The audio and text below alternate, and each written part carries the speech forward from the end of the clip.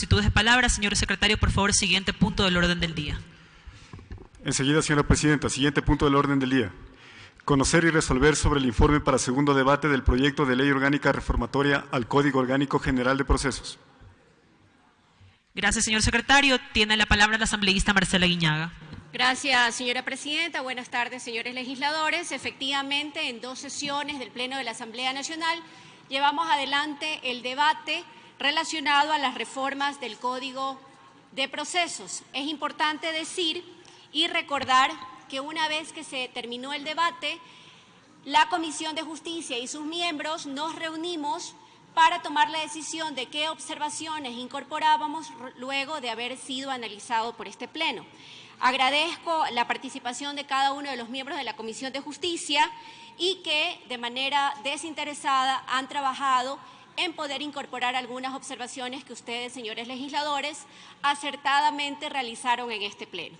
Quisiera decir también que parte sustantiva de estos cambios y de estas observaciones incorporadas tienen que ver con el patrocinio jurídico, la procuración judicial, modificación relacionada a las reglas en materias de casación, la delimitación del recurso que estamos creando, el recurso de revisión, y con ello evitar insinuaciones insidiosas que se dijeron en algunos medios o redes sociales relacionado a que estábamos supuestamente legislando para favorecer alguna transnacional. Quisiera decir que hemos dejado absolutamente claro la delimitación relacionada al tema del recurso de revisión. Todavía hay ciertamente algunas observaciones en torno al tiempo en que debería plantearse este recurso. Algunos analizaron que 10 años era mucho tiempo. Nosotros planteamos que esto va de la mano y en concordancia con lo que dispone el Código Civil, pero indudablemente esta posibilidad de observar este recurso en temas de seguridad jurídica se las dejamos a nuestro colegislador, el presidente de la República, a fin de que en caso de que considere necesario pueda vetar parcialmente lo que tiene que ver con el tiempo para la interposición del recurso de revisión.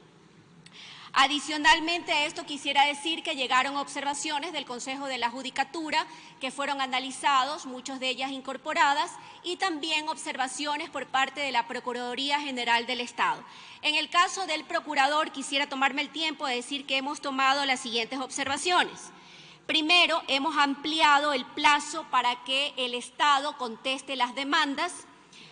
Por otro lado, hemos modificado la forma de citar al Estado, también planteado por el procurador, y hemos acogido una cosa que me parece interesante, que el propio Procurador General del Estado establece y está de acuerdo en que se elimine la caución para suspender la ejecución de los actos administrativos, así como también de los juicios en materia tributaria. Es importante que mencione que estos temas fueron discutidos por los miembros de la Comisión de Justicia. Paso a inmediatamente informar cuáles son los cambios en el texto final. Primero, se incorpora en el artículo 1 del proyecto de ley un párrafo para aclarar la competencia del juez en caso de no notificar el cambio de domicilio pactado en un contrato. Segundo, se incorpora un nuevo artículo referente a la citación al Estado, siendo este el lugar que tenga su sede principal la entidad. Tercero, con la finalidad de que el artículo 16 se encuentre en armonía con el artículo 19. ¿Alguien que está pasando? Tercero, ahí estamos. Que se encuentra en armonía con el artículo 19, se establece que en el caso de la acumulación de procesos se puede hacer hasta la audiencia preliminar o única. Cuarto, se modifica el artículo 36 con la finalidad de armonizar los cambios respecto a la posibilidad de contar con uno o varios defensores conforme plantearon en el Pleno de la Asamblea. Quinto, se incorporan cambios que modifican el artículo 42 del COGEP respecto a la procuración judicial para posibilitar e instituir uno o más procuradores en un mismo instrumento legal y se modifica el numeral primero respecto de la procuración judicial de instituciones públicas.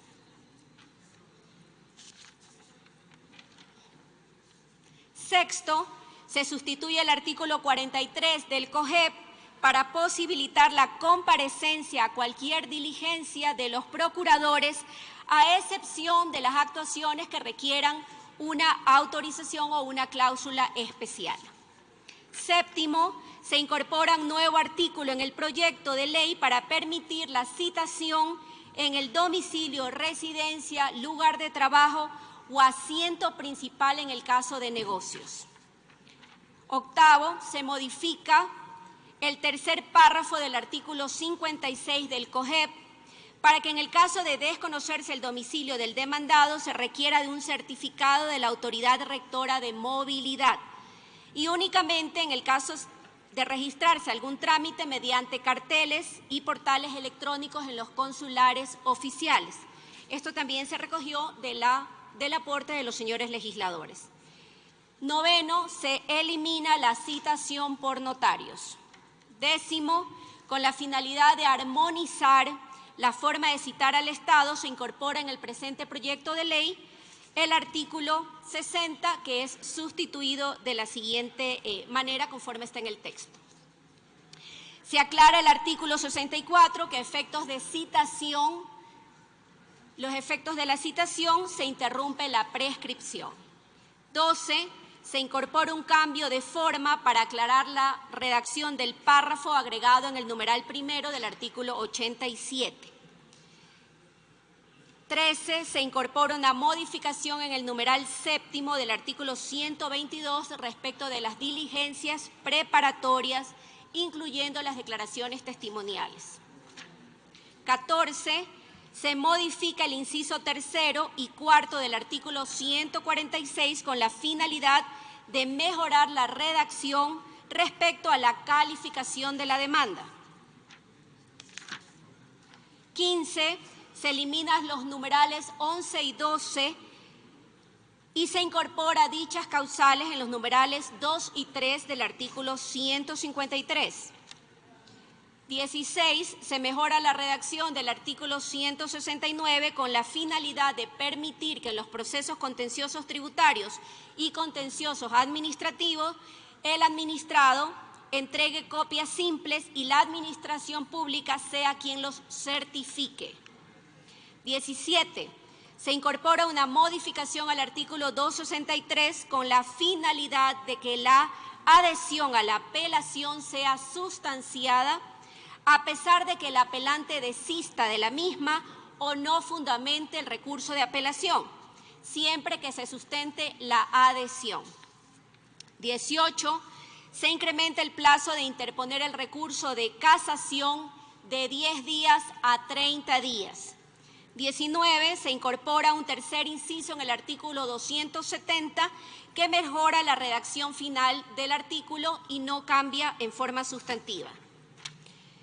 20. Se incorpora la modificación del artículo 283 respecto de la admisión del recurso de hecho. 21. Se elimina la causal tercera del recurso de revisión y se delimita la causal cuarta referente a sentencias ejecutoriadas en sede nacional. Asimismo, se incorporan medidas de reparación en caso de otorgarse un recurso de revisión.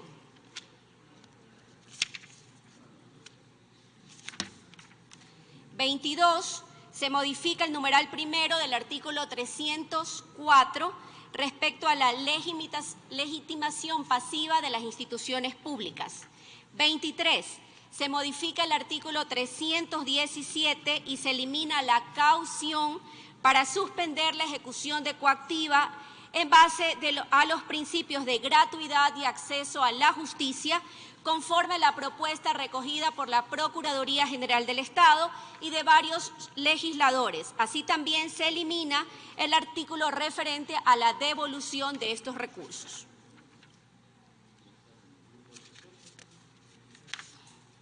24. Se modifica el artículo 324 y se elimina la caución para suspender el acto administrativo en materia tributaria, basado en los mismos principios que mencioné, gratuidad y acceso a la justicia. 25. Se incorpora en el artículo 330 la disposición relacionada a la interposición de cualquier recurso no afectará a la suspensión del acto impugnado. 25. Se elimina el numeral 10º y la reforma se incluye en el numeral 6º. Es decir, relacionado a las facturas por bienes y servicios y las relativas a los honorarios profesionales cuando la pretensión no sea exigible en procedimiento monitorio o en la vía ejecutiva.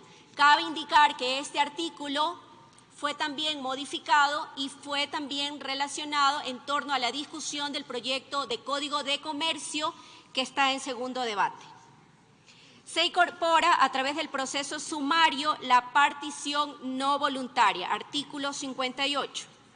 Se elimina la partición y la disolución conyugal voluntaria como atribución exclusiva de los jueces.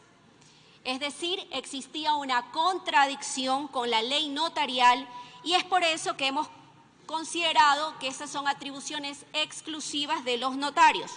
En su lugar, se amplía también y se recoge lo planteado por la Federación Nacional de Notarios en el sentido de que los señores notarios tengan atribuciones al permitirse el divorcio por mutuo consentimiento cuando tengan hijos dependientes, pero su situación legal haya sido declarada en torno a tenencia, visitas, alimentos, debidamente resuelta ante juez competente. Una nueva atribución para los notarios. 29.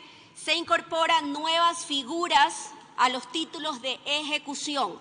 La comisión reflexionó que en el artículo 363 constan como títulos de ejecución la prenda, pero no así la hipoteca. Así que se decidió incorporar también la hipoteca en virtud de la naturaleza del mismo tipo de títulos. Artículo 30. Se elimina la disposición transitoria segunda referente a la determinación de las tasas notariales por citaciones, porque eliminamos el artículo. Artículo 31. Se incorpora la disposición transitoria cuarta para permitir presentar demandas que han sido declaradas en abandono.